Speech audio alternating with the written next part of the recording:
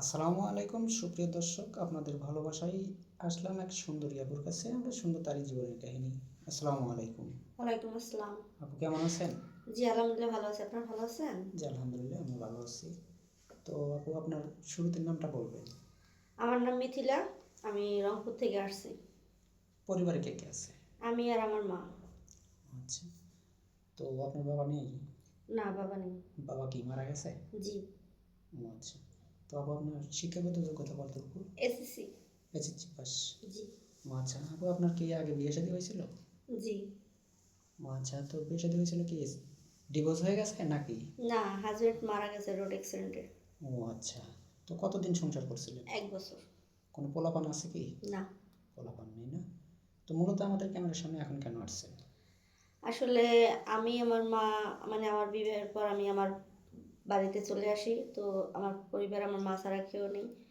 আমি বর্তমানে হাতে কাজ করি, মানে সেলাই মেশিনের দর্জির কাজ। ওটা দিয়ে আমার পরিবার, মানে আমি আমার মা চলি। বাট ইদানিং আমার মা অনেক অসুস্থ হয়ে পড়ে, আমার কষ্টই দিতেছে। আর যেহেতু আমি একজন বিধবা, আমার এলাকায় একটা প্রচলিত কথা আছে, আমি মানে যৌতুক ছাড়া বিয়ে হয় না। আর বিধবা মানুষের তো অবহেলিত, তো বুঝতে পারছেন। তাই আপনাদের কাছে আসছি, এর আগেও আসছিলাম।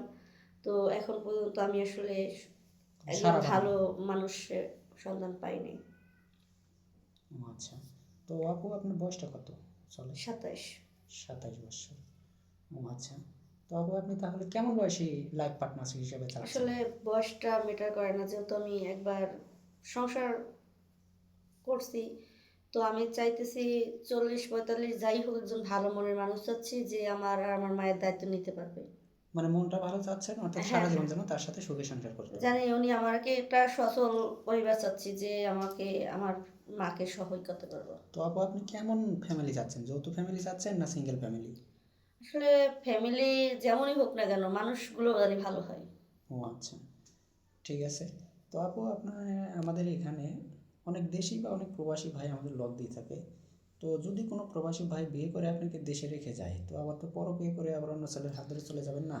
না ভাইয়া, পরকীয়া করার মতো মন মানসিকতা আমার নাই। যেহেতু আমি একজন বিধবা মানুষ, তো দেখা যায় আমার পরিবারের জন্য আমি এখন আবার বিয়ে করতে চাচ্ছি, যেহেতু আমার বয়স অত বেশি না। কিন্তু পরকীয়া করলে তো ভাইয়া আগেই চলে যেতাম। ও আচ্ছা। ঠিক আছে। তো তারপরেও তো আপনি অনেক সুন্দর, এই কারণে আর জিজ্ঞাসা করলাম। না, না, তো সেরকম কিছু আপনি কি একটা ছেলের আসক্ত হতে চান না অধিক লাগবে? না। না ভাইয়া, অনেক লাগলে তো আর আপনাদের কাছে আইতাম না ভাই। ও আচ্ছা, অনেক সুন্দর কথা বলছেন। তো আপনার তো কোনো পোলাপান নেই না? না। ও আচ্ছা, শুনতে পারলেন ভাই, মেয়েটার আগে একটা বিয়ে শাদী হয়েছিল, স্বামীটা মারা গেছে। তো যাই হোক, আপু আপনার কি ফোন আছে? না ভাইয়া।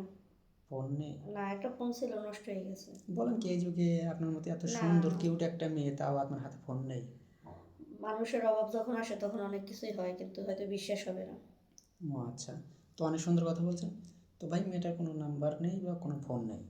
তো আমাদের নাম্বার দেওয়া থাকবে, মানে ইউটিউব চ্যানেল কর্তৃপক্ষের নাম্বার দেখা থাকবে। ইমো হোয়াটসঅ্যাপ আছে, কেউ অযথা ভিডিও কল দেবেন না। ভালো থাকবেন, সুস্থ থাকবেন, এই বলে শেষ করছি। আল্লাহ হাফেজ।